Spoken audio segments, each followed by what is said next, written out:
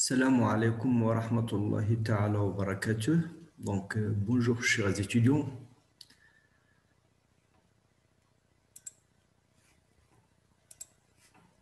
On va commencer par le commencement. Donc, je dois être...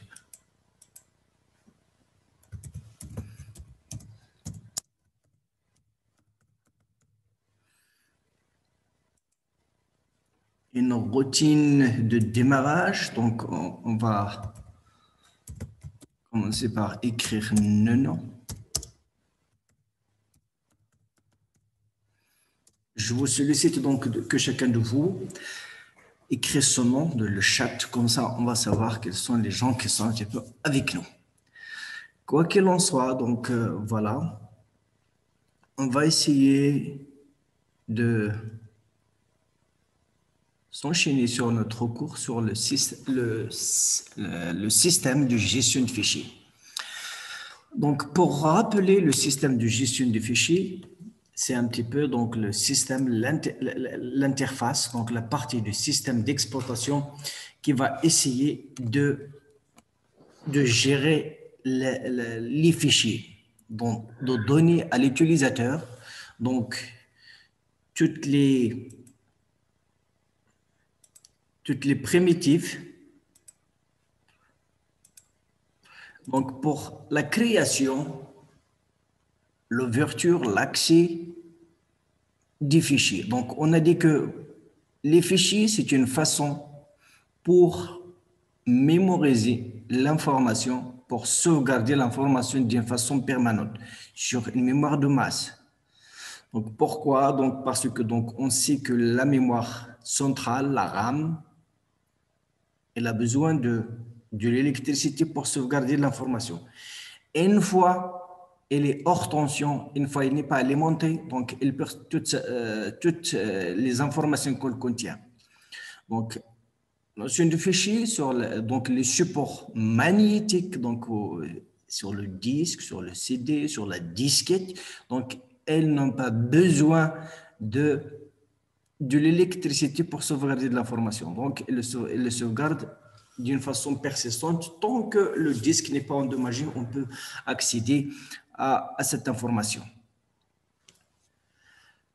Donc, nous avons aussi vu que la lecture et l'écriture sur le disque se fait par des blocs, tout un bloc, pas par des octets. Si, par exemple, ici, lorsque j'écris sur le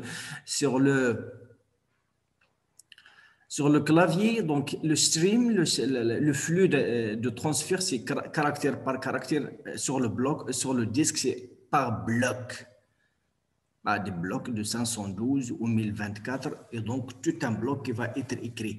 Donc l'écriture, donc ça revient à induire un courant sur la tête de lecture qui va essayer de changer l'information qui est sur la partie magnétique du disque.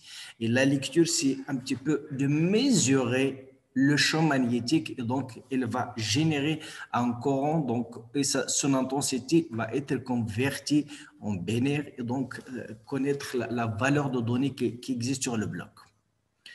Donc on a vu aussi que il y a des supports à accès séquentiel, comme la bande magnétique, comme la cassette. Il y a des supports à accès direct, comme le disque.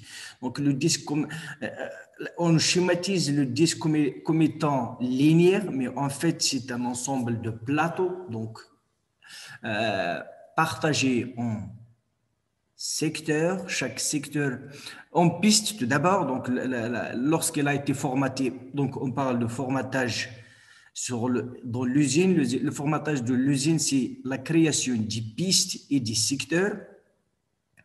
Et donc, ce sont des pistes concentriques, donc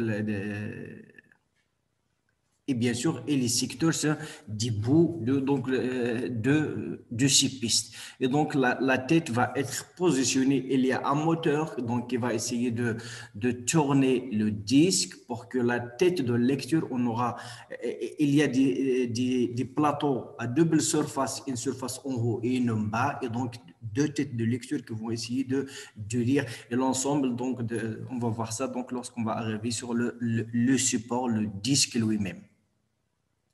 On a dit qu'il y a donc l'accès indirect, direct ou aléatoire, donc c'est le format de disque, même si il est concentrique, on suppose qu'il est linéaire, je peux accéder à n'importe quel bloc parce que je connais son adresse, je connais son numéro, donc je peux accéder. Il y a aussi l'accès indexé dans lequel donc je mets dans un bloc les adresses ou les index d'autres blocs. Donc, il y a l'accès séquentiel, l'accès direct ou aléatoire, il est aussi noté aléatoire, et l'accès, bien sûr, indexé. Nous avons aussi parlé dans la première partie de comment on peut allouer, donc comment on peut savoir quels sont les blocs qui sont déjà alloués et les blocs qui ne le sont pas. Donc pour maintenant, donc un fichier c'est un ensemble de données qui va être connu par son nom, par des attributs. Les attributs, c'est un petit peu les informations que le système d'exploitation, que le système de gestion de fichiers utilise pour manipuler les blocs de données qui sont, parce que ce qui nous intéresse, ce n'est pas les informations, ce qui nous intéresse, c'est le contenu du fichier qui sont les blocs de données. Mais pour gérer les blocs de données, le système a besoin de certaines informations qu'on appelle les attributs, parmi lesquels le nom, il est donné par l'utilisateur, mais il y a aussi, donc pour ne pas dire que tous les fichiers, c'est l'utilisateur qui donne les noms. Il y a par exemple, parfois, vous vous rappelez lorsqu'on crée un fichier programme test.c, un programme test.c, lorsqu'on le compile, le système génère lui aussi les fichiers .objet, .exe. Ce n'est pas l'utilisateur qui a créé ces fichiers, c'est le système. Donc, il y a le système, donc pour ne pas me dire que tous les fichiers, c'est l'utilisateur qui les crée. Le système, lui aussi, il crée des fichiers et donc on peut avoir des fichiers des utilisateurs, des fichiers que le système a créés, etc., etc. Donc, les attributs d'un fichier, ils peuvent contenir le nom, l'identificateur, donc l'ID, donc l'identificateur du fichier, c'est le système qui lui donne cet identificateur pour pouvoir le récupérer, pour accéder, parce que l'utilisateur peut changer donc le nom à n'importe quel moment. Et donc, l'utilisateur, il lui donne un nom, et donc le système lui donne un identificateur unique pour pouvoir le retrouver s'il y a besoin. L'identificateur, le type, la taille, la date de création, la date de modification, son utilisateur qui l'a créé, s'il y a quelqu'un qui l'a changé, etc. Donc, ce qu'on appelle les attributs, les métadonnées sur le fichier, ce sont les informations que le système essaye donc d'associer à un fichier pour le gérer, pour sa gestion. Alors que le contenu proprement dit, ce sont les blocs de données.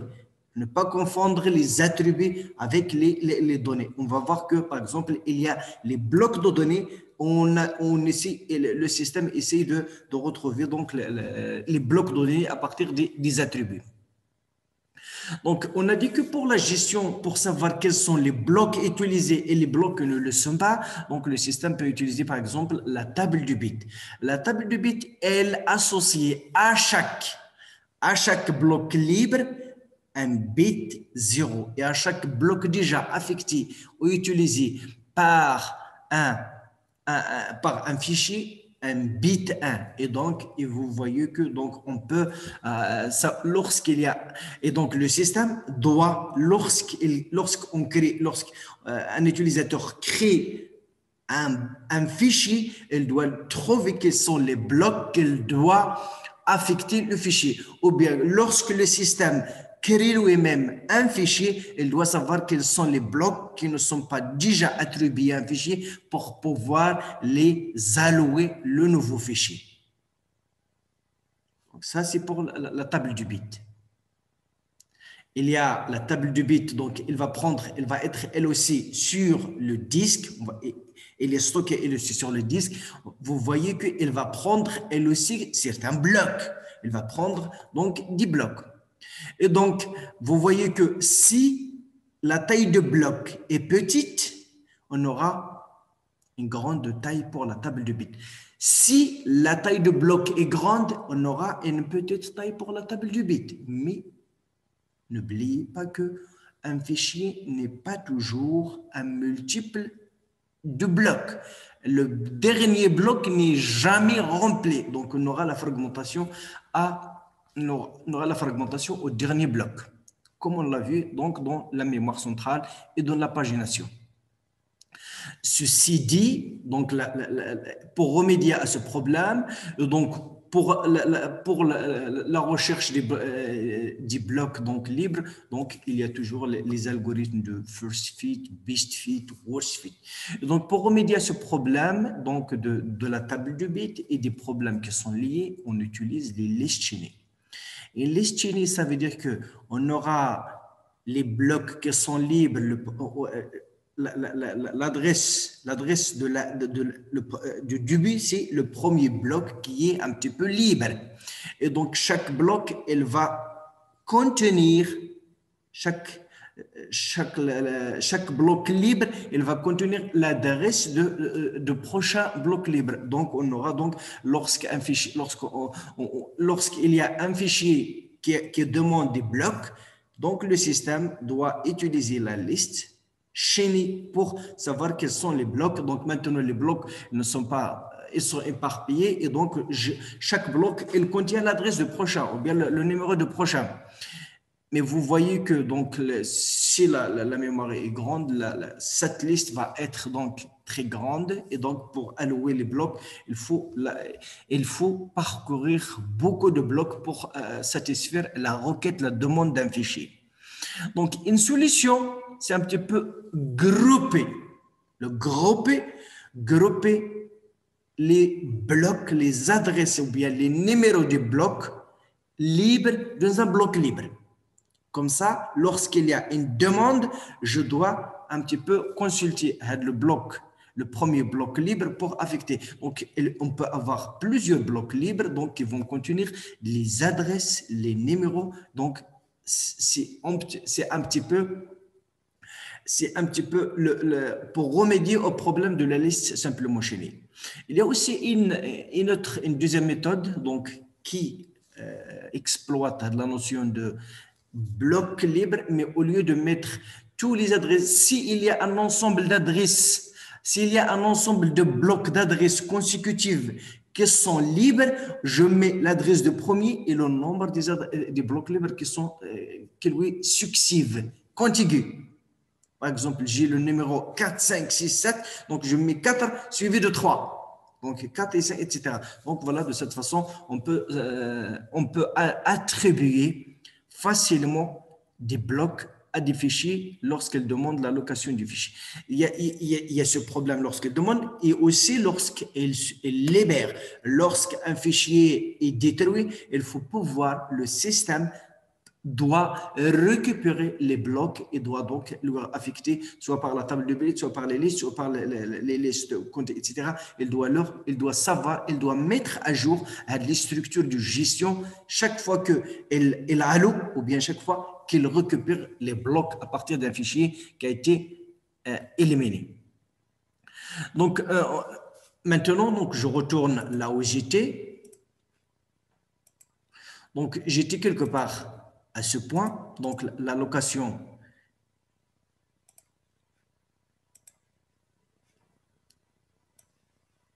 j'étais à l'allocation d'espace disque. Donc on a dit qu'il y a l'allocation contiguë, l'allocation chaînée et l'allocation indexée.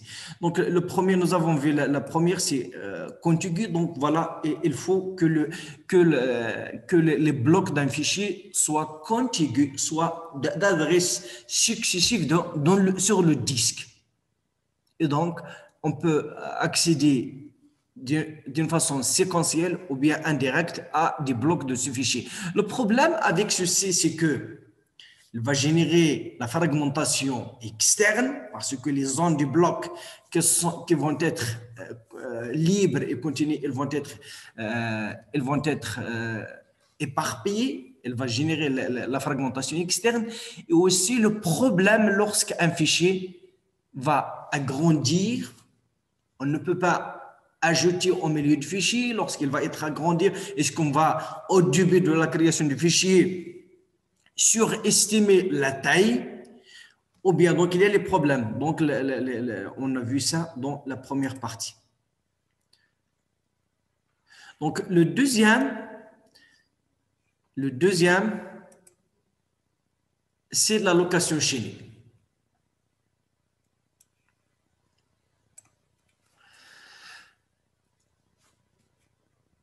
Dans ce cas, donc l'allocation chaînée, ça veut dire que les blocs d'un fichier ne sont pas contigus. Mais puisqu'ils ne sont pas contigus, il n'y a pas de problème de fragmentation. Oui, on résout le problème de fragmentation. Mais il y a d'autres problèmes qui vont être générés. Si dans le fichier contigu, on a le problème de fragmentation, mais au moins, les blocs sont contigus. Lorsque je veux lire les blocs, je veux lire l'un après l'autre. La tête de lecture, elle est déjà là. Maintenant, puisque les blocs sont éparpillés, la tête de lecture, on va essayer de faire, donc on va essayer de lire un sur cette piste, un sur une autre piste, un sur un autre plateau, et donc ça doit générer beaucoup de temps pour la lecture. L'accès au fichier en lecture ou bien en écriture, ça va prendre beaucoup de temps en comparaison avec l'allocation contiguë. Mais on n'a pas de problème de fragmentation parce que chaque bloc, il est connu par son adresse. Dans ce cas, chaque fichier est une liste chaînée de blocs disques. Les blocs d'un fichier peuvent être dispersés sur tout le disque. On n'a pas de problème. Un fichier est repéré par ce nom et un pointeur sur le premier bloc du fichier. On va voir que MS-DOS, il va utiliser avec le système de fichier FAT, File Allocation Table, il utilise les listes chaînées. On lui donne le nom du fichier et l'adresse du premier bloc et la taille du fichier, et donc il va parcourir la liste pour trouver tous les autres fichiers, tous les autres blocs. Donc, un fichier repéré par son nom et un pointeur sur le premier fichier, on peut utiliser aussi un pointeur sur le dernier bloc. Donc, pourquoi? Donc, voilà, lorsqu'on a développé les listes simplement chaînées, on mettait l'adresse du début, l'adresse de la fin, et on a mis aussi la taille pour savoir quel est le nombre. Pourquoi on mettait l'adresse de la fin? Parce que là, s'il y a besoin d'ajouter à la fin de la liste, ce n'est pas la peine de parcourir la liste à partir du début. J'ai un pointeur sur le dernier maillon, sur le dernier bloc, donc je dois seulement faire le chaînage, et donc voilà et bien sûr dans la structure de données, on a ajouté à la fin et on a fait le chaînage et on a mis à jour le pointeur de la fin et la taille. Le pointeur de début, on n'a pas fait le parcours à partir du début. Si on n'utilise pas ça, il faut parcourir la liste du début jusqu'au dernier et bien sûr ajouter à la fin. Donc, on peut utiliser aussi un pointeur sur le dernier bloc pour faciliter l'extension, pour faciliter l'ajout d'un bloc à la fin. La création, la lecture et la lecture d'un fichier séquentiel est facile à réaliser. Pour ajouter un nouveau bloc, il suffit de prendre un bloc de la liste. Donc, le système sollicite un bloc de la liste des blocs libres, soit par table de bits, soit par liste chaînée, soit par comptage, soit par groupement. Il va l'associer au fichier. Il suffit de prendre un bloc de la liste de blocs libres et de le chaîner au fichier. Mais l'accès direct n'est pas efficace.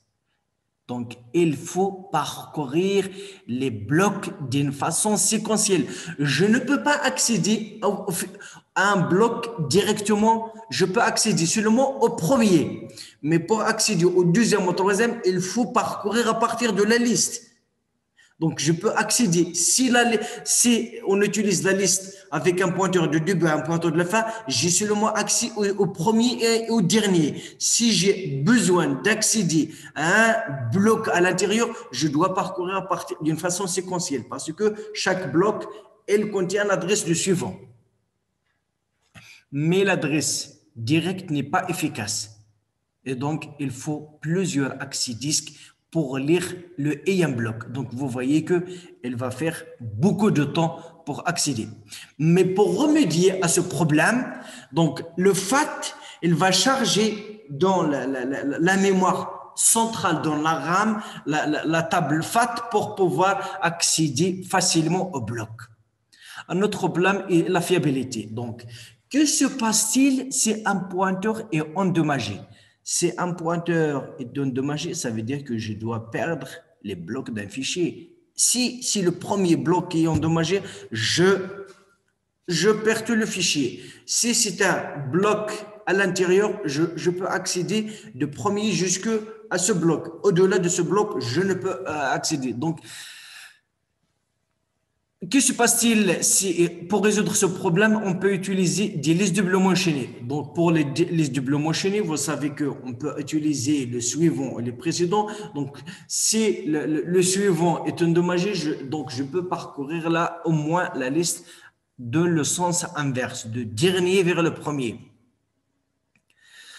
Ou bien mémoriser dans chaque bloc le nom du fichier et son numéro relatif. Donc, par exemple, dans les blocs, lorsqu'on crée un bloc, je dois mettre dans le bloc aussi le nom du fichier à qui il appartient et quel est l'ordre du bloc par rapport au premier. Donc, le bloc 0, c'est le premier, le bloc 1, c'est le deuxième, etc. Donc, c'est de cette façon qu'on peut résoudre les problèmes des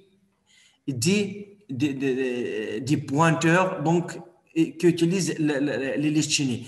Il y a aussi un problème, c'est que le pointeur, il utilise, il consomme des adresses, des octets. S'il est codé sur 2 octets ou sur 4 octets, elle réduit la taille du bloc de données, puisque le fichier maintenant, le bloc de données, il contient l'information et bien sûr un pointeur. Le pointeur, il ne peut pas être utilisé par l'information utile, par les données proprement dites. Donc voilà, il gaspille un peu de la mémoire de bloc. Avantage, pas de fragmentation externe puisque les blocs, ils sont un petit peu éparpillés. Donc allocation de mémoire simple, pas besoin de compression. Les pointeurs, donc les désavantages, c'est que les pointeurs, ils gaspillent un peu d'espace. Ça, c'est un premier avantage et l'accès lent du bloc. Heureusement que la table FAT un petit peu dépasse ce problème. Donc, voyez maintenant. Donc, ça c'est l'image d'un disque. Les blocs 0, 1 jusqu'à 31, on a 32 blocs. Et bien sûr, dans le répertoire ou bien le directory, ce qu'on met dans le répertoire, c'est qu'on met dans chaque entrée de répertoire, on met les informations d'un fichier, le file, le bloc où il commence et le bloc où il se termine. Start and premier, fin. Le fichier JEP, par exemple, il commence au bloc numéro 9. Le premier bloc, c'est le bloc numéro 9. Ça, c'est le premier bloc. Vous voyez que ce bloc, il contient les données du fichier JIP, mais il contient aussi l'adresse ou le numéro. Ça, c'est par exemple, ce sont les numéros de bloc suivant. Le bloc 16. Lorsque le premier bloc, donc le premier bloc du fichier JIP, c'est 9. Le deuxième, c'est 16. 16, il contient les informations, les données du fichier JIP, mais il contient aussi le pointeur sur le bloc 1. Il pointe sur 1, donc voilà, c'est 1. 1, le troisième bloc, c'est 1, il contient le numéro de bloc 10. Le quatrième, ça doit être 10. Le cinquième, c'est 25 et vous voyez qu'il contient l'adresse -1, donc ou bien le 1, le nul que nous avons mis dans les listes, donc ça veut dire que c'est le dernier. Et bien sûr, vous le voyez que c'est le dernier.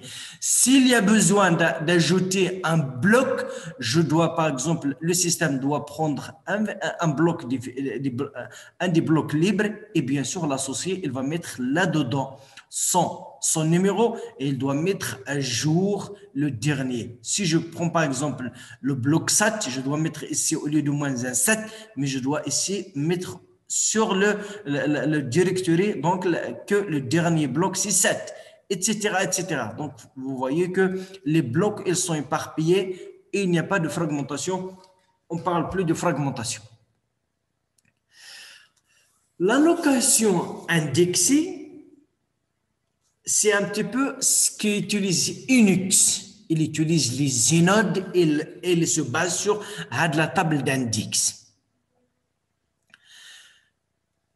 L'allocation indexée résout le problème de l'accès direct. Donc, le problème d'accès, l'accès d'un fichier qui utilise des listes chenilles, il utilise l'accès séquentiel. J'ai accès au premier, je peux accéder au deuxième, je peux accéder au troisième, mais d'une façon séquentielle. Je peux accéder directement au dernier et au premier et au dernier. Mais si j'ai besoin d'accéder à un bloc à l'intérieur, je dois passer à partir du premier et donc faire le chaînage, faire le parcours des adresses des blocs. Donc, l'allocation indexée résout le problème de l'accès direct en mettant tous les pointeurs dans un bloc appelé bloc d'index. Vous voyez que on peut aussi utiliser au lieu donc ici. Donc, ce qu'on met ici dans le bloc d'index, on met les adresses du bloc. Mais les blocs, ça peut être des blocs de données ou bien des blocs qui contiennent aussi des adresses d'autres blocs de données. Et donc, pour Unix et les inodes, il utilise un certain nombre d'adresses de blocs de données pour les petits fichiers. Si le fichier dépasse, par exemple, il utilise 10 pointeurs directs sur le bloc de données, si la taille du fichier est plus grande, on va mettre aussi un pointeur d'indirection dans lequel on met, au lieu de mettre l'adresse d'un bloc de données, on met les adresses d'autres blocs de données. On va voir ça par la suite. L'allocation indexée résout le problème de l'accès direct en mettant tous les pointeurs dans un bloc appelé bloc d'index. Chaque fichier aura son bloc d'index. Chaque fichier a son bloc d'index. Donc, et ça, c'est bien pour les grands fichiers, mais pour les petits fichiers, donc par exemple, un fichier qui a 1 kilo, on aura besoin de lui réserver un bloc d'index. Donc ça peut gaspiller de la mémoire. Chaque fichier a son bloc d'index qui contient des adresses du bloc. Le IAM entrée du bloc d'index pointe vers le IAM. Donc le premier pointeur pointe sur le premier bloc, le deuxième pointe sur le deuxième bloc, le troisième pointe sur le troisième bloc, le quatrième. Lorsque j'arrive au pointeur d'indirection simple, il va pointer sur des adresses. Donc si j'ai par exemple 10 et on va voir ça, le premier pointeur, il va pointer sur le 11e, le deuxième sur le deuxième, le troisième sur le 13e, le quatrième sur le 14e, le 5e, etc., etc. Donc, on va voir ça. Donc, l'ordre est très important. Le premier, il pointe sur le premier bloc. Le deuxième pointeur, il pointe sur le deuxième pointeur. Lorsque les pointeurs directs sont terminés, je pointe sur... Donc, je vais essayer de mettre ça un petit peu. Donc supposons qu'on a, par exemple, les pointeurs. Premier pointeur, il pointe sur un bloc de données. Donc, ça, c'est bloc de données. Le deuxième, le premier bloc de deuxième, il pointe sur le deuxième bloc de données.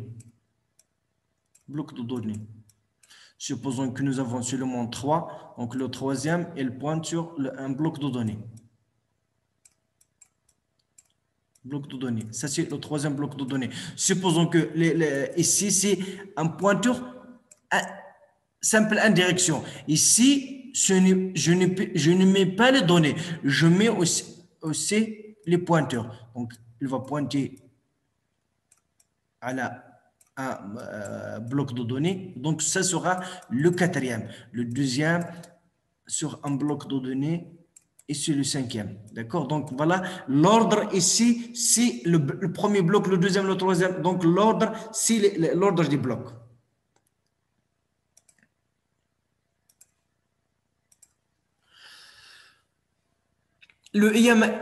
L'entrée du répertoire du fichier contient l'adresse du bloc bloc d'index. Par exemple, dans Linux, elle contient chaque entrée donc de répertoire. Donc le répertoire, donc file, donc inode, par exemple inode ou bien le nom inode, le nom d'index et donc file9, file inode, file inode, file9. Par exemple, Jeep, il va être dans un inode 3. Test, il va être dans un inode 26. Donc ici, le numéro de l'inode. On va avoir donc le nom d'index, le bloc d'index, il va être donc il contient l'information sur le fichier. Donc voilà, on va voir que il contient d'autres attributs. L'attribut nom, il appartient et l'inode. Donc les attributs, l'attribut nom et l'attribut inode, elles sont donc ça c'est le répertoire, donc directory, donc et bien sûr d'autres informations, d'autres attributs, elles vont être à l'intérieur de l'inode. Ça c'est le numéro de l'inode et l'inode il va contenir d'autres attributs, le nom, etc. Et puis les pointeurs sur les blocs de données. On va faire ça avec donc la structure de comment il utilise donc Linux, les répertoires et les inodes.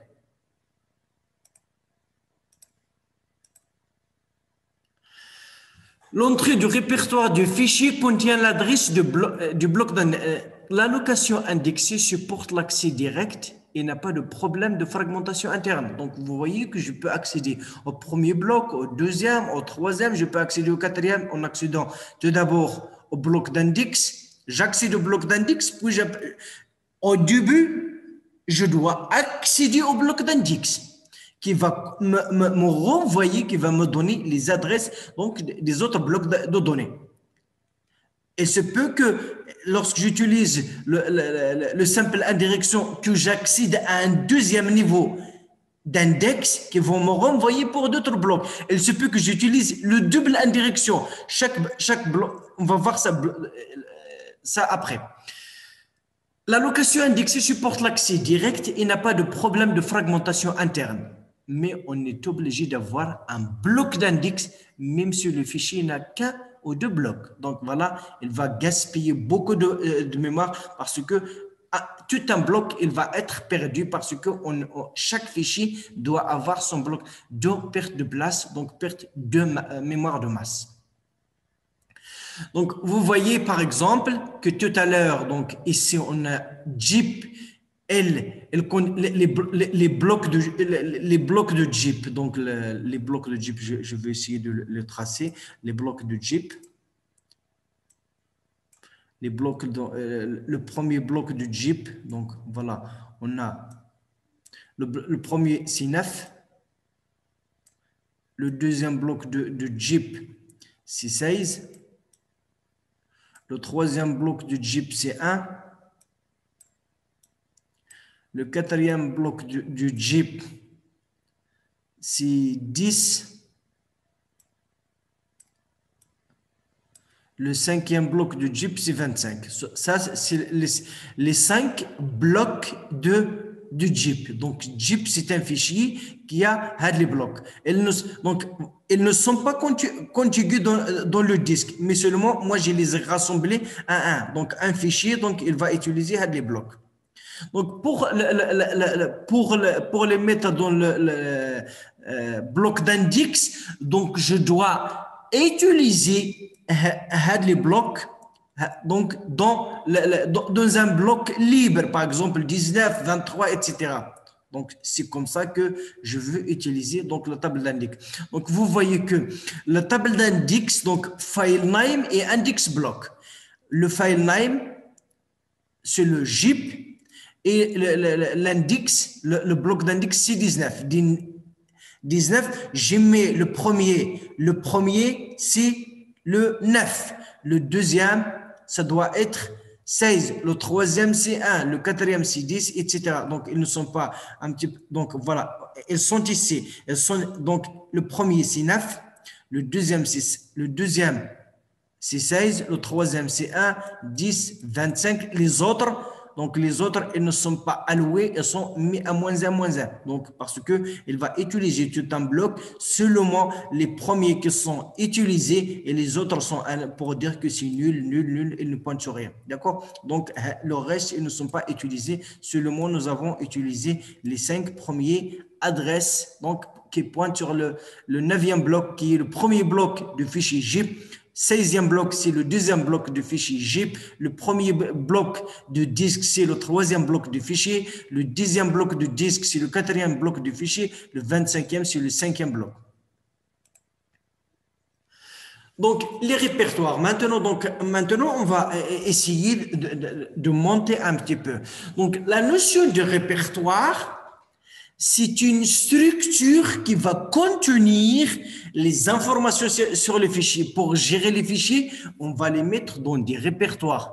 Mais les répertoires sont aussi sur le disque. Donc, ils sont aussi des fichiers. Ce sont des fichiers spéciaux qui contiennent des informations sur les fichiers. D'accord? Puisque on va mettre les répertoires sur le disque, donc on a dit que tout ce qu'on va mettre sur le disque est fichier, les répertoires sont aussi des fichiers, mais aussi ce sont des structures qui contiennent des informations pour gérer les fichiers. Ils vont contenir par exemple les attributs. On peut mettre les attributs, il y a des répertoires qui mettent les attributs, donc dans chaque entrée, il y a par exemple les inodes qui ont seulement 2 attributs, donc le nom et les inodes, et les autres attributs, ils vont les mettre dans l'inode lui-même. Et on va dire qu'au début de l'informatique, par exemple, on a les répertoires plats, flat. Ça veut dire, qu'est-ce que cela veut dire que on n'a pas, donc maintenant vous savez que on utilise l'arborescence. On utilise à partir de la racine un répertoire, il contient des sous-répertoires et ces répertoires, ils peuvent contenir des fichiers et des sous-répertoires et bien sûr à la fin, ce qu'on met à la fin, ce sont les fichiers qui sont les feuilles. C'est comme un arbre. Dans les feuilles, ça veut dire que les feuilles, ce sont les noms qui n'ont pas de fils, on met les fichiers. D'accord? Mais au début, par exemple, le système CMF, il utilise donc un type de répertoire plat. Qu'est-ce que cela veut dire? Cela veut dire qu'on a toute une structure donc, qui contient tout. Tous les utilisateurs, elles sont dans le même niveau. Un seul plat. Donc voilà, on a les. Donc vous voyez le problème, c'est que on ne peut pas. Si par exemple, si on a des utilisateurs qui travaillent sur la machine et il a utilisé le fichier f1.text, donc un autre utilisateur ne peut pas utiliser le nom f1. Et donc, vous voyez que c'est difficile donc, au début, mais c'est au moins, elle structure les fichiers de cette façon. Donc, si un autre utilisateur a besoin d'un autre de nom comme celui-là, on ne peut pas l'utiliser avec donc pour pouvoir trouver facilement un fichier. Donc, si on pose la question, quels sont les services qu'on peut faire, donc on peut créer un fichier à partir d'un répertoire. Je peux créer, donc vous voyez que je peux aller maintenant sur mon répertoire et créer un fichier nouveau. Je peux donc je vais essayer de voir ça. Partager, par exemple, donc je vais par exemple sur le disque, donc par exemple, donc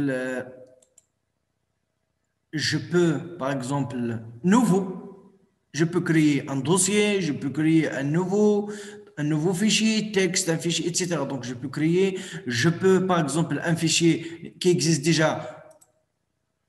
Donc, je peux copier, renommer, supprimer, donc, etc. Donc, je peux lancer, par exemple, un fichier, donc trouver un fichier, etc. Donc, plusieurs, donc, les répertoires, donc, je suis de le répertoire, et il offre à l'utilisateur la possibilité d'ouvrir un fichier, de créer un nouveau fichier, de supprimer un fichier, de renommer un fichier. Donc, voilà, et bien sûr, il contient des informations sur le fichier.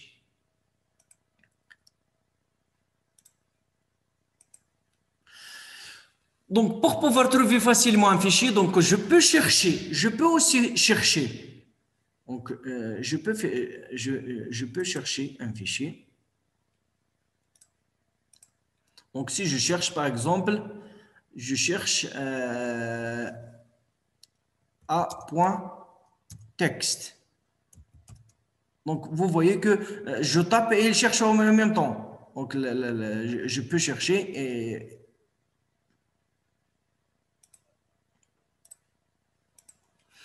donc, pour pouvoir trouver facilement un fichier sur le disque, il faut organiser les fichiers de manière à faciliter cette recherche. Plusieurs manières sont possibles. Donc, on a dit qu'il y a le premier système qui utilise, par exemple, le répertoire plat. Donc, un des systèmes simples est celui de CPM, de Digital Research. C'est le premier, donc c'est ancien, mais il donne au moins donc, comment avoir les informations sur les fichiers. Dans ce système, il y a un seul répertoire pour tous les fichiers, pour tous les utilisateurs. Un seul répertoire. Une entrée dans ce répertoire à la structure suivante. Donc 16 octets, donc, ou bien c'est l'identité du propriétaire. Donc le premier, c'est l'identité, puis le nom du fichier, les extensions, donc cas des grands fichiers qui nécessitent plus d'une entrée dans le répertoire, nombre d'entrées, et le numéro de bloc du fichier. Donc, voilà les informations qu'on a donc sur chaque entrée de répertoire CPM. Elle a la structure de ceci avec bien sûr les entrées, les informations sur le fichier. Donc, on a ici un octet, 8 octets, 3 octets, etc. Et ici, 16 octets, je crois, donc, qui sont un petit peu réservés. Donc, regardons à présent le système MS-DOS. Le système MS-DOS, c'est un produit, donc le système de Windows, Microsoft Disk Operating System, qui possède une arborescence. Donc, au moins, il contient l'arborescence. Il utilise, par exemple, les FAT. On a les FAT 16, FAT 32. MS-DOS gère les... Et surtout, FAT 16, sur 16, les adresses 16 bits. Donc 2 octets, sur 2 octets. MS-DOS gère les fichiers d'une manière chaînée. Il utilise donc les listes chaînées, il utilise les tables FAT. Le répertoire racine a une taille fixe. Donc il utilise une arborescence et le répertoire racine a une taille fixe. Une entrée, donc une entrée, ça veut dire une information sur chaque fichier ou chaque sous-répertoire. Ça peut être, on sait qu'on a les répertoires et les sous-répertoires. Donc, une entrée dans un répertoire MS-DOS à la structure suivante. 8 octets pour le nom, 3 pour le type de fichier, puis les attributs, puis des octets réservés, l'heure de création, la date de la dernière création, le numéro de premier bloc. Donc vous voyez qu'il y a le numéro de premier bloc. On a dit qu'il utilise les listes chaînées. Et donc, listes chaînées, donc le numéro de premier bloc du fichier, on va voir ça lorsqu'on va décrire la table FAT, et le nombre de blocs qu'il utilise. Taille du fichier, taille, ça peut être en nombre de blocs. D'accord? On va revenir sur MS-DOS lorsqu'on va parler de File Allocation Table. file allocation table. Donc, la table d'allocation pour le fichier. Donc, chaque fichier, il aura le premier bloc, et bien sûr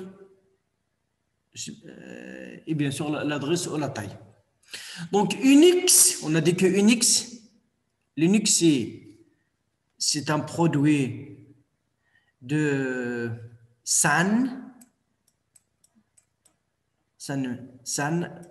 Donc, Sun, c'est une société américaine donc, qui est un petit peu donc, qui délivre une Unix. Unix, il est écrit en langage C. Et donc, Linux, c'est un clone. Linux, c'est un clone d'Unix. Ce n'est qu'un noyau parce que le système d'exploitation, c'est GNU Linux. Donc, Unix possède aussi une arborescence du répertoire.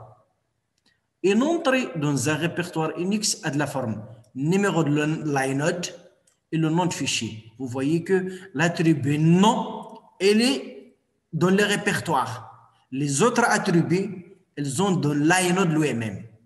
Donc, numéro de nom, ce qu'on a, le numéro de nom d'information, en anglais c'est inode, en anglais c'est inode, index node, le nom d'information ou bien information node, indice dans une table générale associée au volume. Donc, on va voir comment le système doit retrouver chaque fichier parce que un fichier va être reconnu par son adresse, par exemple, par son adresse absolue, par exemple. Ça, c'est la racine. Donc, je peux, par exemple, typer answer, etc. Donc, par exemple, f.c. Donc, le fichier f.c, elle appartient au répertoire ANS, qui est un sous-répertoire de TP, qui est un sous-répertoire de racine. Le système, lui, il connaît où trouver la racine. Parce que pour retrouver un fichier, il sait l'adresse ou le bloc de la racine. Lorsqu'elle va accéder à la racine, et donc, elle va trouver les entrées. Par exemple, il y aura plusieurs entrées, et donc, elle va trouver l'entrée TP et son inode. Lorsqu'elle va arriver à l'inode de TP, elle sait à quel bloc elle va aller pour trouver donc le répertoire ANS. Lorsqu'elle va trouver donc l'inode de ANS, elle va aller dans l'inode de ANS, elle va trouver là où il y a le fichier FC. Et donc comme ça, de proche en proche, jusqu'à trouver les blocs de fichier F.C. Donc, l'inode, c'est une structure donc, qui va contenir les attributs du fichier et des pointeurs sur les blocs du fichier. La structure d'un inode est la suivante. Donc, le mode, le premier champ, c'est le mode pour savoir est-ce que c'est un fichier ordinaire, est-ce que c'est un répertoire. Pour un répertoire, on va trouver, elle va indiquer si c'est un D. Si c'est un répertoire ordinaire, elle va écrire un tiret. Si c'est un fichier spécial, elle va par exemple écrire S, ou bien c'est un fichier caractère, parce que pour Unix et Linux, tout est répertoire, tout.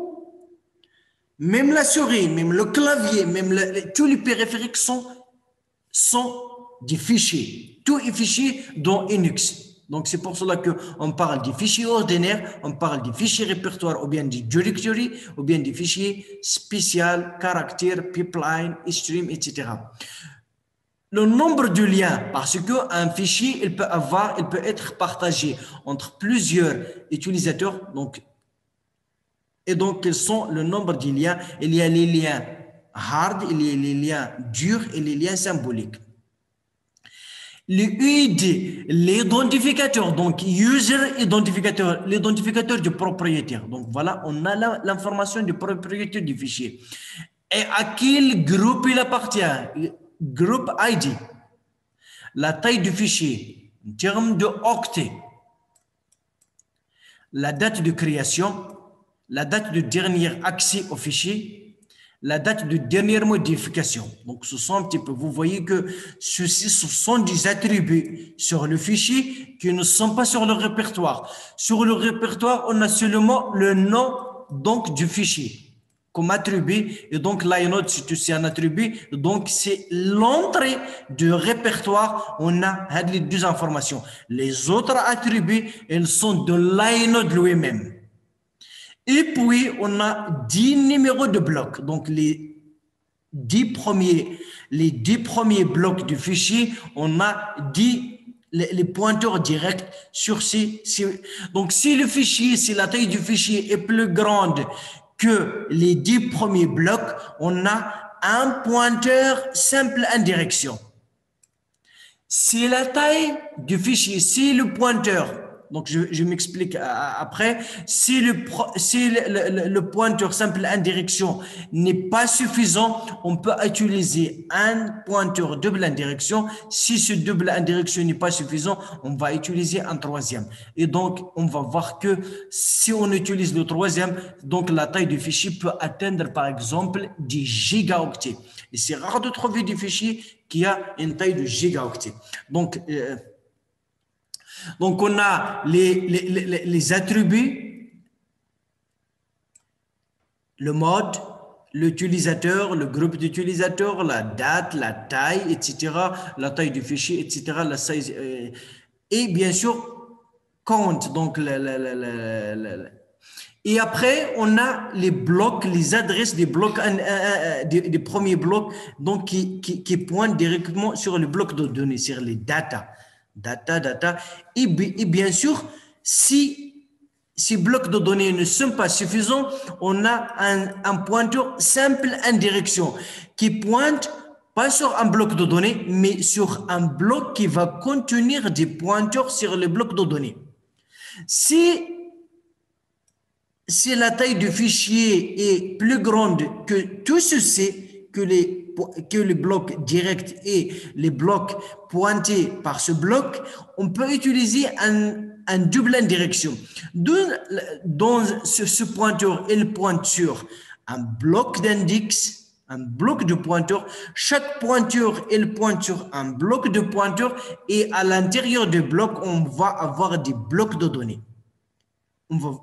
Par exemple, ça dépend de la taille de bloc et ça dépend de bloc de la taille d'un pointeur. Supposons par exemple qu'un bloc que la taille d'un bloc qu'utilise le système est de 512 octets. 512 octets. Et que un pointeur est pointé sur 4 octets. 4 octets. Donc, combien je peux mettre donc, de pointeurs dans un bloc? Donc, les 4 premiers, les 2 4, etc. Donc, 512 divisé par 4, ça veut dire je peux mettre ici 128 pointeurs. 128 pointeurs. Donc, voilà, premier pointeur, deuxième, etc. jusqu'au 128e pointeur. Donc, je peux mettre dans un bloc.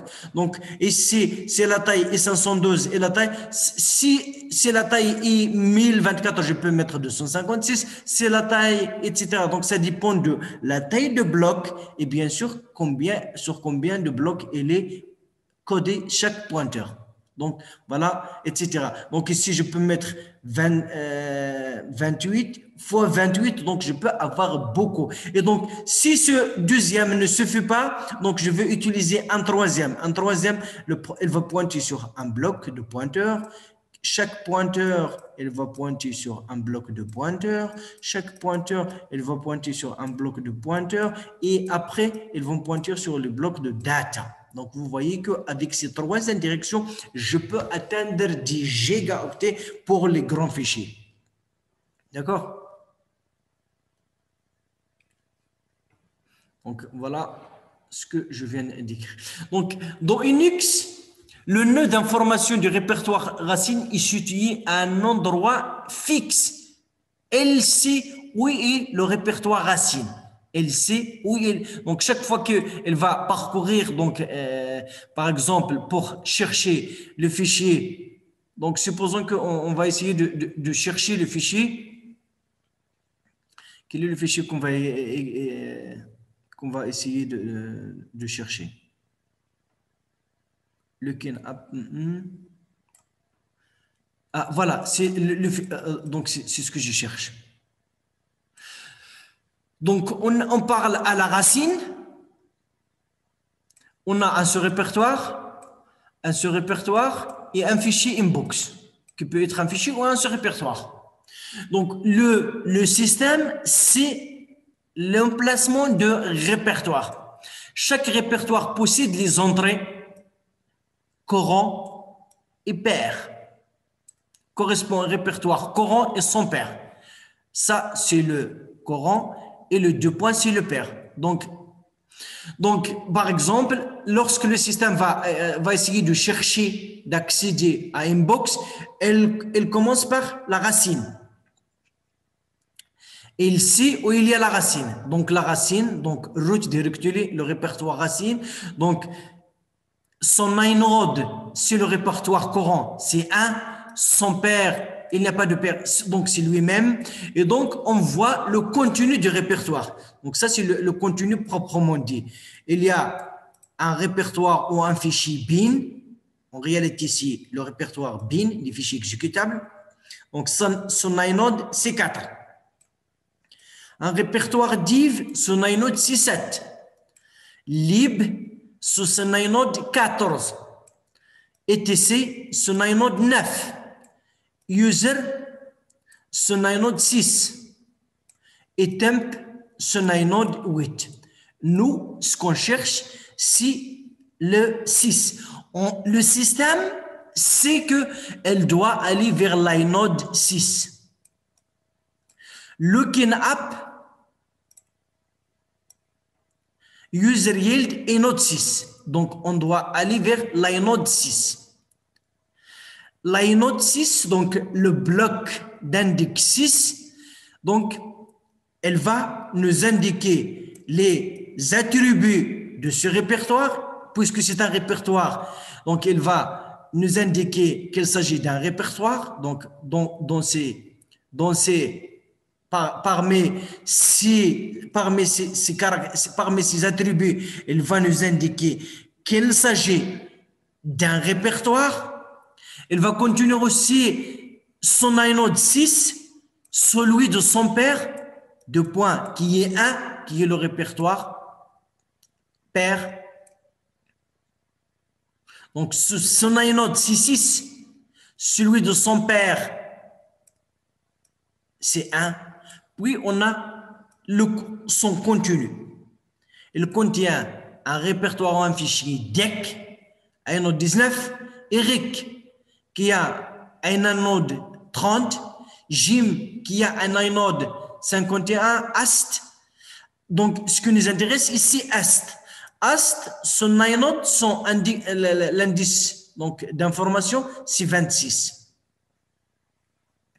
Donc, inode 26. Donc, l'inode 26, elle va contenir les informations.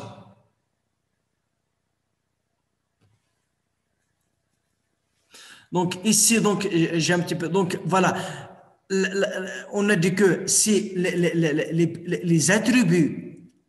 Les attributs. Dans l'inode, on a l'attribut de AST qui contient les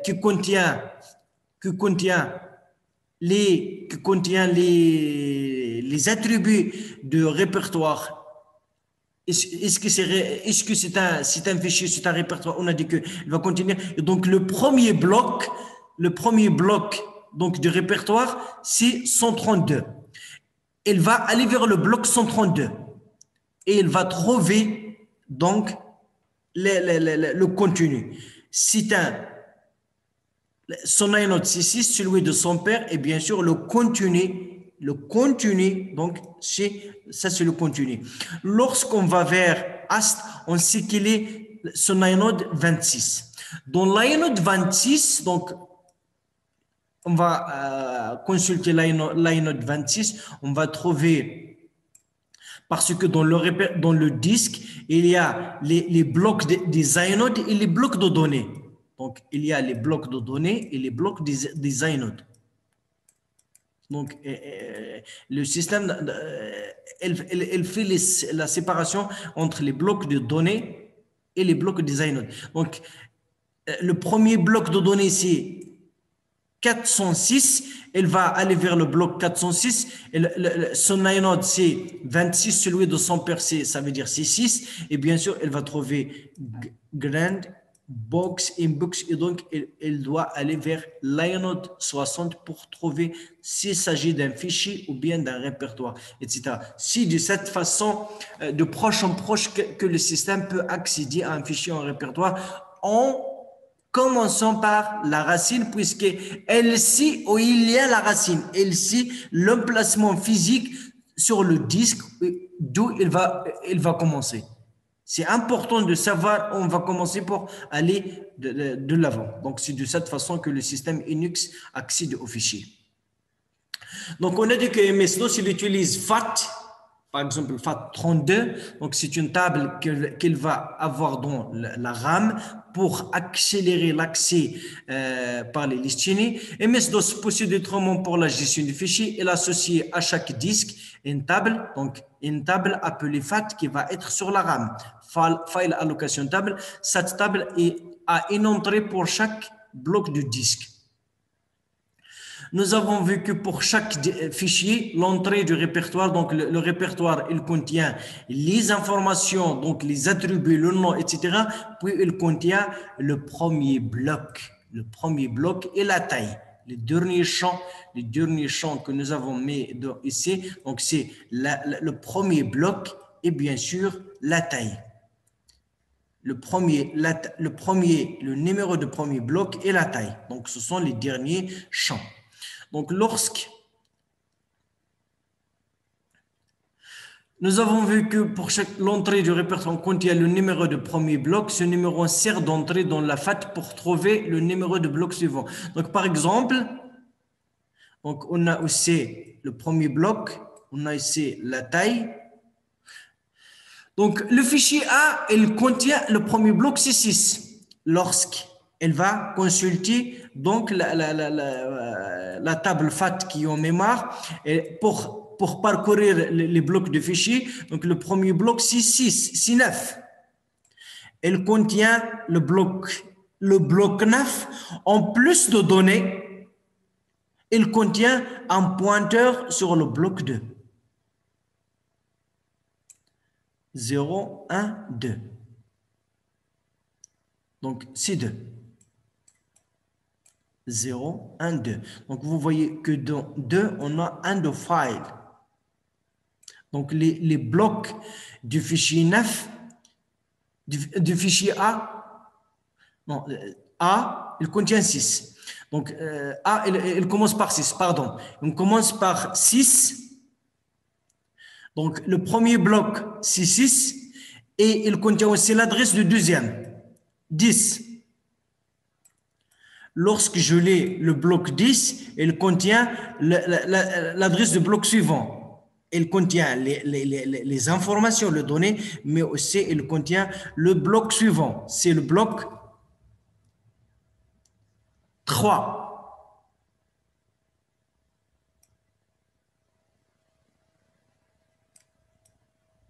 Le bloc 3, il contient un end of file, ça veut dire que j'ai atteint la fin du fichier. Donc, les 3 blocs de fichier ici, le bloc 6, le bloc 10 et le bloc 3. 6 qui pointe sur 10, qui pointe sur 3. Puis, celui-là ne pointe sur rien parce que nous avons. Par contre, le fichier B, il commence par 9 et le deuxième bloc, c'est 2, un de file, donc il contient seulement 2 blocs. Donc, de cette façon, l'accès, il est par listinis. Donc maintenant, on va essayer de voir le disque, la gestion physique des blocs sur le disque. Comment il est. Donc, fonctionnement et structure du fichier, le calcul de temps. Donc, on sait que l'accès au disque est plus lent que l'accès à la mémoire parce que il faut tourner le disque, il faut positionner la tête de lecture. Donc voilà, pour lire les blocs de données, il faut beaucoup de temps que la lecture à partir de la RAM. On va voir différents algorithmes d'ordonnancement lorsqu'il y a différentes requêtes d'accès au disque, comment les gérer. Est-ce que c'est par la liste FIFO? Est-ce que c'est par l'ascenseur? Est-ce que l'ascenseur, l'ascenseur, celui qui monte et descend des établissements. Rachidiyya, on n'a pas d'ascenseur parce que presque nous sommes à plat. Tous les immeubles, ils sont à une ou à deux ou à trois étages. Il n'y a pas de grands immeubles. C'est pour cela qu'il n'y a pas d'ascenseur à Rachidiyya. Et donc, ou bien donc shortest request first, ou bien la plus courte. Donc, on va avoir des algorithmes d'ordonnancement. Donc, voyons tout d'abord la structure d'un disque. On a dit que le disque, il est constitué par des plateaux d'une matière ferromagnétique qu'on peut lire de deux côtés, de le côté ou bien de l'autre côté. Chaque plateau, il est séparé en pistes. Donc, vous voyez ici les pistes. Chaque piste, c'est un ensemble de secteurs. Et un bloc, ça peut être un ou plusieurs secteurs. Et donc, on a de part et d'autre de chaque surface une tête de lecture-écriture.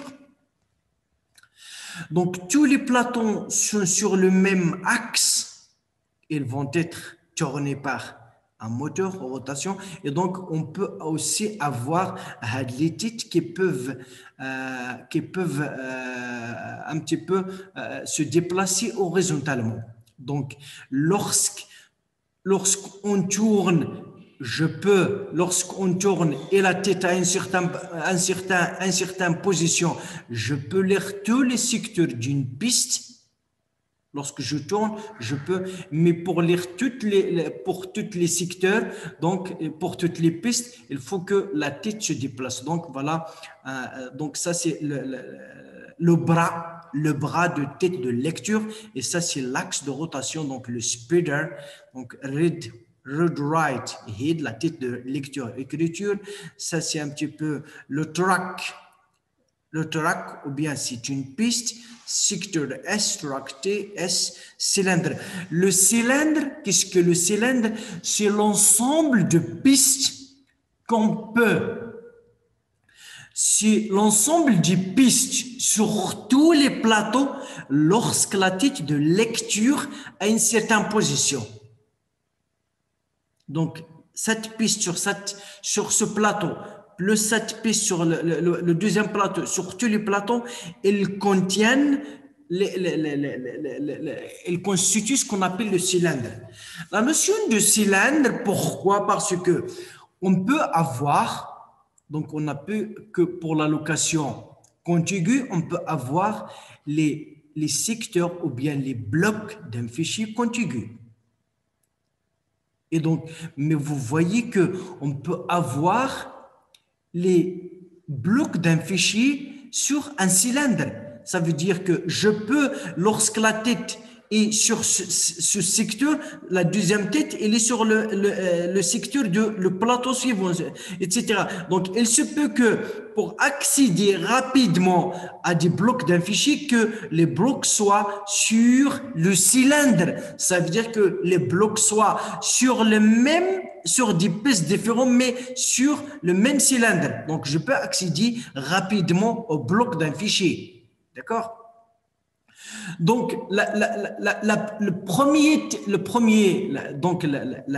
donc, comme vous le savez, que les pistes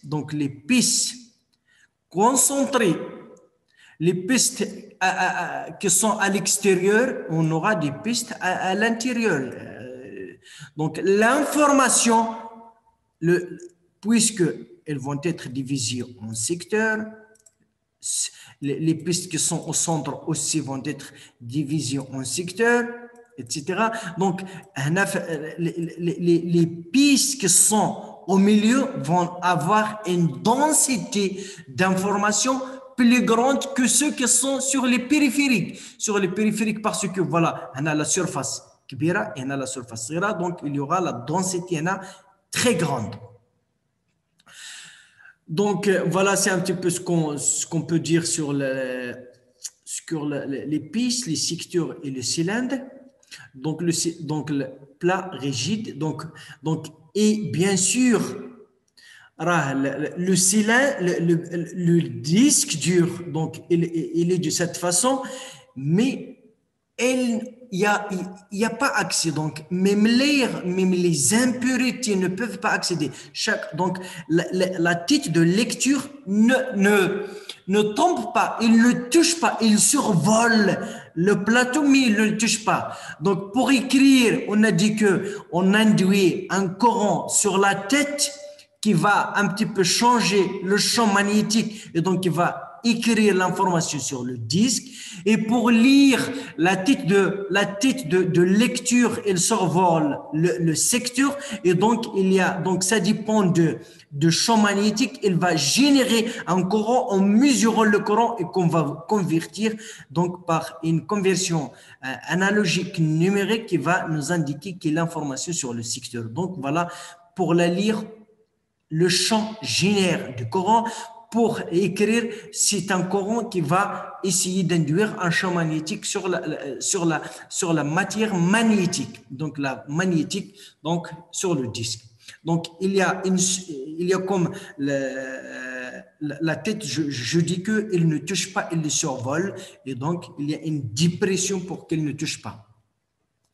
Plat rigide couvert de matériaux d'enregistrement magnétique, surface du disque divisé en pistes qui sont divisées en secteurs, le contrôleur disque qui détermine l'interaction logique. Donc, je crois qu'il tourne à 7200 tours par seconde, à peu près 200 km par heure. Donc, il tourne, donc le disque tourne à 200 km par heure. Donc, chaque piste et son division en secteurs. Le cylindre est l'ensemble des pistes qui se trouvent dans la même position de bras de lecture. Donc, sur toutes les pistes, il constitue ce qu'on appelle le cylindre. Il y a aussi maintenant des disques électriques au lieu de disques électromagnétiques. Aujourd'hui, nous trouvons, par exemple, une clé USB. Trouvons de plus en plus du type mémoire qui sont adressés comme s'ils étaient des disques, mais sont complètement électroniques. Par exemple, le flash memory, il n'y a pas de temps de positionnement. Donc, voilà, l'accès est rapide par rapport à l'accès au disque. Donc, le problème, donc, l'ordonnancement des disques, problème, utilisation optimale du matériel. Objectif, donc, réduction, donc, puisque l'accès au disque est lent, comment il faut ordonner l'ordonnancement du requête pour réduire le temps d'accès. Parce que si on a les requêtes qui vont parcourir des pistes ou bien des secteurs différents, donc ça va générer beaucoup de déplacements. Quel est l'objectif ou bien les critères? Réduction de temps total de lecture.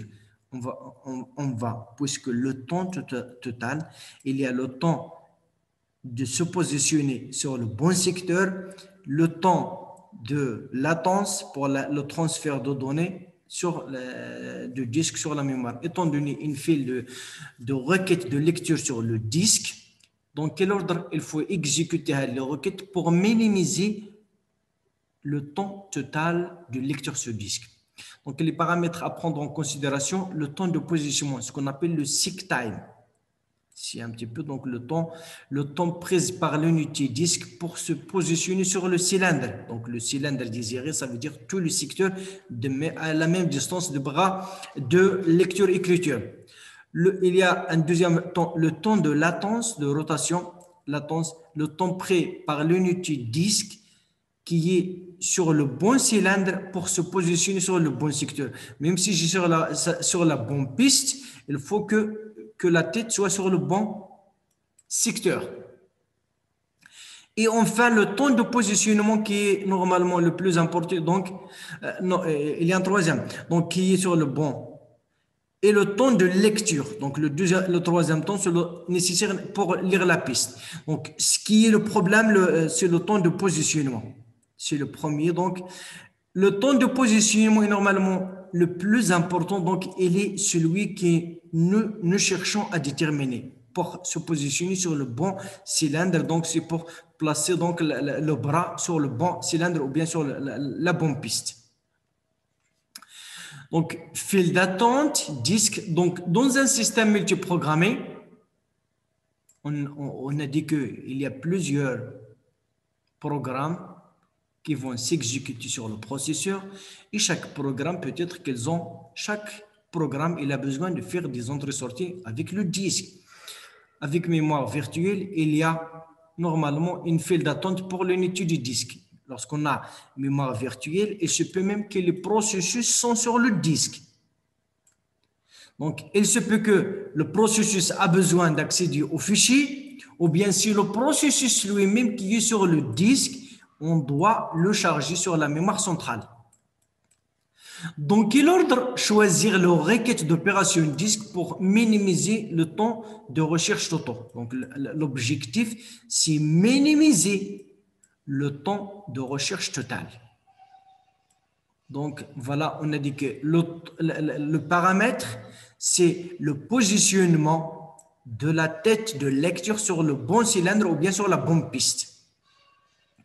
Nous étudions différentes méthodes par rapport à une file d'attente. Supposons que on est sur la piste, on veut accéder à la piste 98, puis à la piste 183, puis à la piste 37, puis à la piste 122, puis à la piste 14, puis à la piste 124, puis à la piste, etc. Chaque chiffre est un numéro séquentiel du cylindre. Donc, ça, c'est la piste ou le cylindre. On sait que l'ensemble des pistes, donc ça, c'est le cylindre. D'accord? Il faut choisir, il faut aussi prendre en considération le cylindre actuel. Supposons, donc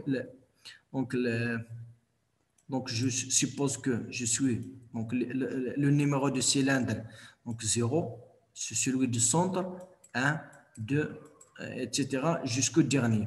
Donc, on a ici jusqu'à 180. Donc, supposons que le dernier, c'est de son cylindre. Donc, je veux retracer ça. Donc, supposons que nous avons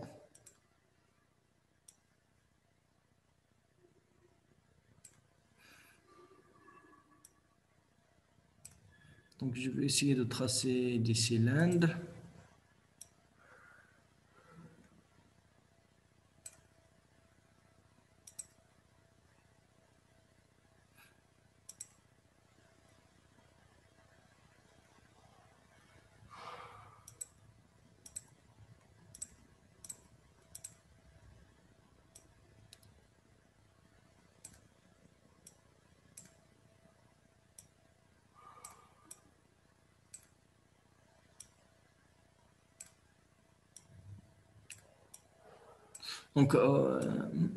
Donc ça, c'est par exemple un cylindre. Je vais essayer de tracer un autre petit. Non, c'est pas ça. Je dois tracer.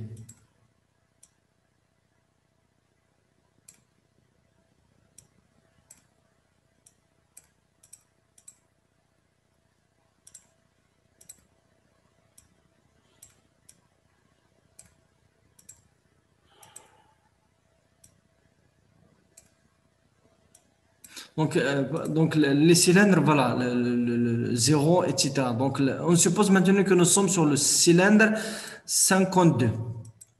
Et donc, nous sommes sur 53. Et la tête va aller dans l'ordre, donc les requêtes, donc on doit accéder au cylindre 98, 183, etc.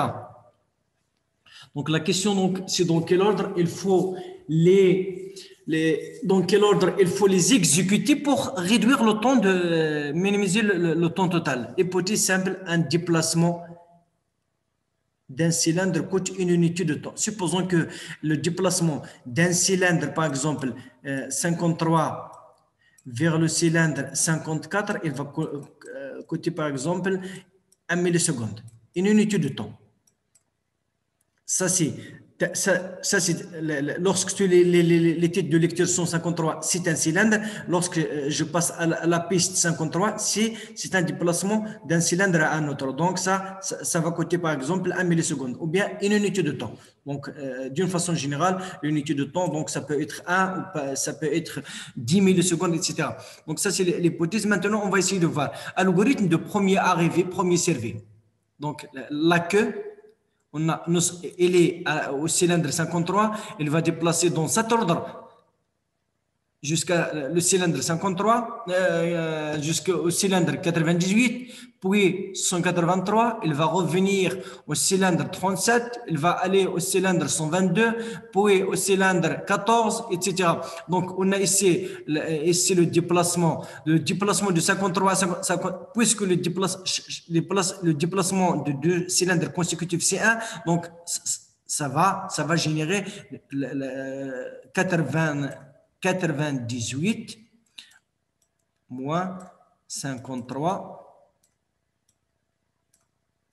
5, 54. Donc, ça va 54. Donc, vous voyez que pour calculer le temps de déplacement total, donc on a 80, etc. Donc, ça donne exactement, ça va générer exactement combien? Je n'ai pas calculé ça, donc je veux le calculer. Il est calculé 640. Le mouvement total, ça veut dire 640. Déplacement, ça veut dire 640 fois l'unité. D'accord? Ceci, ça va générer 640. Le deuxième algorithme, c'est le short seek time first. Donc, c'est analogue au first job first, donc first seek time first. Donc, voilà, plus court. Donc, à chaque moment, choisir la requête avec le temps de recherche le plus court. Ça veut dire la plus proche à partir du cylindre courant. Nous sommes à 53. Donc on a les requêtes. La requête la plus proche, donc apparemment c'est celle-là qui est la plus proche. Parce que de 53, on aura seulement le déplacement de 12. Ça, on aura besoin de déplacement 14. Ça, on aura, donc ici, on aura 30, on aura 30, 47, 47 et 7, ça veut dire 17. Donc ça, on aura 17. Donc le plus proche, c'est celui-là.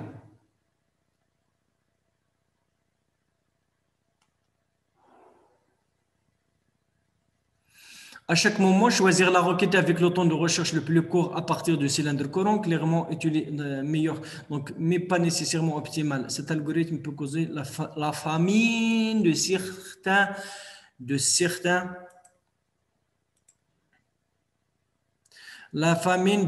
requêtes, parce que si, par exemple, s'il y a toujours des requêtes proches où il existe la tête, donc les plus éloignés ne vont pas être satisfaites. Donc cet algorithme peut causer. Donc voilà, on a 56, etc. Donc on aura au total 236 avec la requête.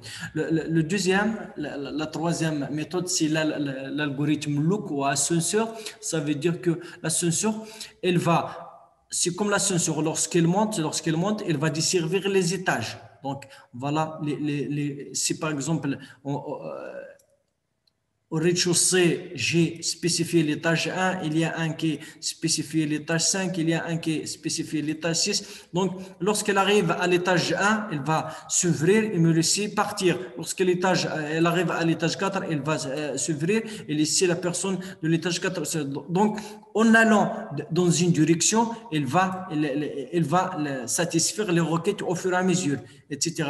Donc, et bien sûr, il va revenir jusqu'au début et puis remonter dans le sens. Donc, supposons que soit qu'il est dans un sens ou bien dans l'autre. Donc, on doit supposer, est-ce que c'est dans le sens de l'intérieur vers l'extérieur ou de l'extérieur vers l'intérieur? La tête balaye le disque dans une direction jusqu'à ce qu'il aille jusqu'à plus de requêtes dans cette direction, puis dans la direction opposée de même, etc. On desservant les requêtes quand ils passent sur les cylindres désirés. Pas de famine. Donc voilà, celui-là, il va satisfaire toutes les requêtes. Il faut spécifier la direction. Est-ce que de l'intérieur, de l'extérieur vers l'intérieur ou bien de l'intérieur vers l'extérieur. Donc voilà, il faut spécifier le sens de déplacement de l'ascenseur. Donc ici, on suppose que vers l'extérieur, et donc voilà, il est à la tête 53, il va, au fur et à mesure, elle dessert les requêtes. La première, c'est 53, 65, il est à 53, la première, c'est 65, etc. Puis il revient dans le sens inverse jusqu'à la première, puis il va satisfaire de l'autre sens. Donc, dans ce cas, on aura 153. Donc, c'est pour cela que c'est optimal. De l'autre sens inverse, on trouve 157. Donc, je crois que nous avons atteint la fin. Comparaison. Si la file souvent ne contient que très peu d'éléments, l'algorithme du premier devrait être préféré puisqu'il est simple. En pratique, il faut prendre en considération le temps réel de déplacement et de retour au début et la longueur moyenne de la file d'attente, le débit d'arrivée de requête, etc. Plusieurs paramètres. Donc, voilà. C'est ainsi que se termine le chapitre donc sur la gestion des fichiers. Maintenant, vous savez qu'est-ce qu'un fichier? C'est l'information persistante sur le disque. Et donc, on peut gérer ça par le système de gestion de fichiers. Donc, les informations, les données des fichiers sont sur le bloc. Et bien sûr, on gère ça par la notion de répertoire qui est une structure pour gérer les fichiers. Donc voilà, j'arrête le partage, j'arrête aussi l'enregistrement.